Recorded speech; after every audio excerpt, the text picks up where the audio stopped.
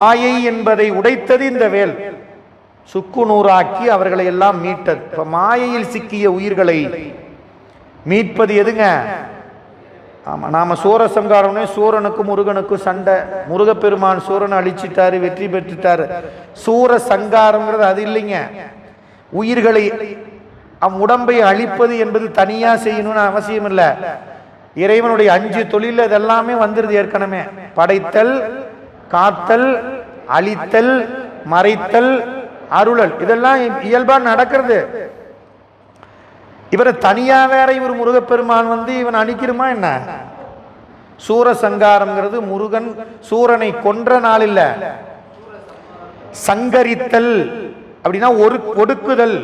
இறைவனுக்கு மகா சங்கார காரணன் அப்படின்னு சைவ சித்தாந்தத்துல சொல்றப்போ அவனுக்கு பேர் என்னங்க? மகா சங்கார். சங்காரம்னா ஒடுக்குதல். மகா சங்காரம் அப்படின்னா ஒவ்வொரு உலகத்திற்கும் தலைவர் இருப்பாங்க. அந்த தலைவரிடத்தில் ஒடுங்கியவற்றை எல்லா தலைவர்களையும் தன்னோட ஒடுக்கிக் கொள்பவன் சிவபெருமான். அப்படிப்பட்டவன் இறைவன். அப்ப அவன் சங்காரம் செய்கின்றான் என்றால் என்ன அர்த்தம்? அந்த சூரபதுமனுடைய செருக்கை அழித்து தன்னோடு அடைக்கலப்படுத்திக் கொள்வதுதான் சூரசங்காரம்.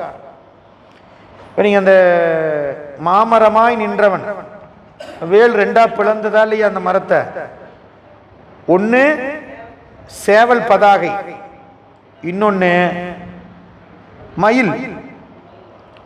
சரிங்களா? இதுக்கு முன்ன இந்திரன் மயிலாக இருந்தான்.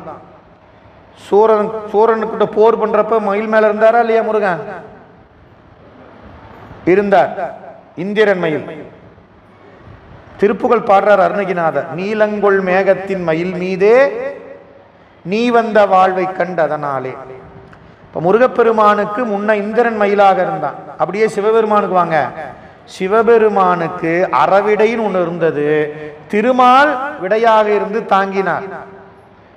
பாருங்க, பொருத்தம் பார்த்துக்கிட்டீங்களா? முருகப்பெருமானுடைய நிலை, அந்த தத்துவம்.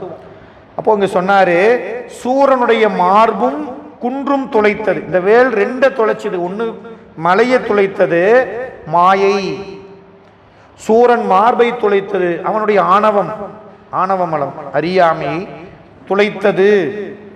அப்படிப்பட்ட வேல் உண்டே துணை. அந்த வேல் நமக்கு அதுதான் துணை அப்படின்னு நக்கீரதேவர் பாடுறார். திருமந்திர பாடல்கள் 6ஆம்